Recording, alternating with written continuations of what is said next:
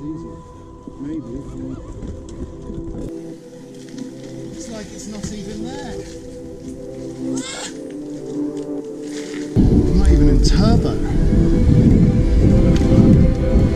Hi guys, hope you're good. I've had the opportunity recently to test and try one of the new motors, the E-P3 MX from Polini. So fast.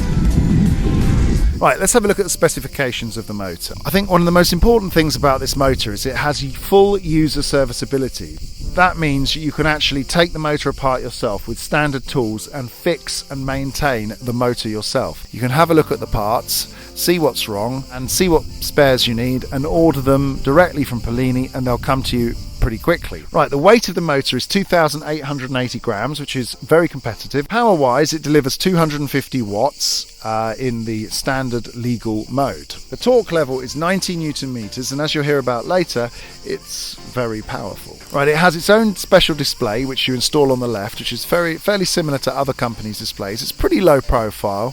It's got a clear indicator of just the basic information you need. It's a pretty simple display, but it's very functional and it works and it's easy to operate. In my experience on the bike, Power Mode 1, 2 and 3 are the closest power mode compared to other bikes on the market. Power Mode 4 and 5 is something that is beyond what is on offer from other motor companies. The system comes with a 500 watt hour battery, and I've also heard that they are working on a 600.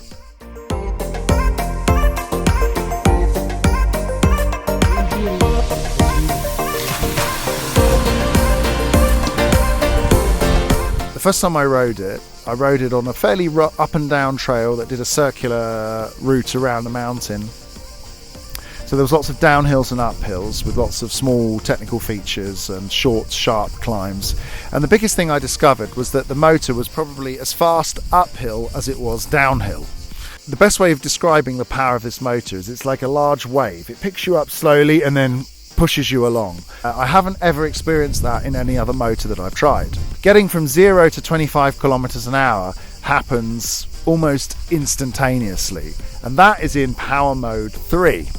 If you switch to Power Mode 4 or Power Mode 5, the torque becomes unbelievably available.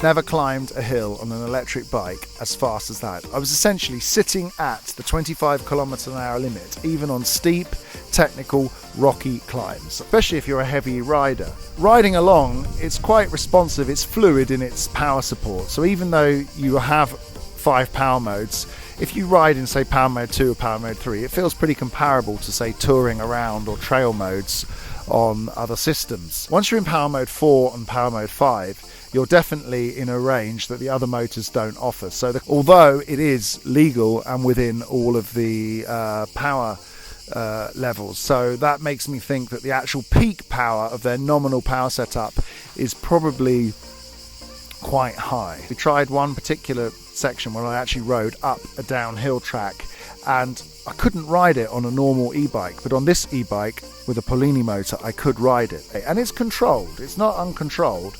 You've got to have some bike skills. If you're a beginner rider or a nervous rider, I would probably avoid using that power mode. You know, you've got to use it sparingly, but it's there if you want it. If I was a bike maker, I would be looking at the Polini motor as a viable system for any new bikes that I would be producing.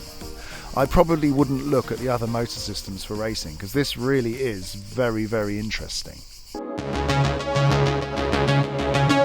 A lot of you always want to know how it compares to other systems. Well, compared to the Bosch, it's more powerful, definitely, even though the new Bosch is impressive. Actually, all the bike companies that use the Brose system use it because it's super technical and they're able to modify and change pretty much anything they want within the system. The Polini probably is comparable to the Brose system when it comes to openness and the ability to modify it. When it comes to serviceability, the Polini wins. So, okay, the Shimano system's been on the market for a while. There is a new one coming apparently, but we don't know exactly when. Well, I did do a back-to-back comparison on a steep, short climb, and I have to say, I could only make it halfway up the climb with the Shimano motor, and I made it all the way up and past the climb with the Polini motor. It's a very controversial to discuss range and battery. Pretty much every motor system and battery system I've tried has a range which is very comparable to one another. Overall range is more dependent on the rider weight, the temperature that you're riding in, the steepness of the hills. Tyres can make up to a 20% difference in range. Now if I put the Polini system in there, well, I managed 45 kilometers on 1 1/3 battery. So fundamentally, I would say the range is comparable to the rest of the market. Basically, Polini, it's a famous Italian company that really can compete with the big boys. So I really hope to see this system in the mass market on big brand bike companies' bikes. It's that serviceability that really is interesting. Fundamentally, if you feel locked out of your product, you often feel, especially if you're spending a lot of money on it, you often feel kind of like in the hands of the bike maker. If you add into that the high performance that I've experienced, you really do have a product which is supremely interesting.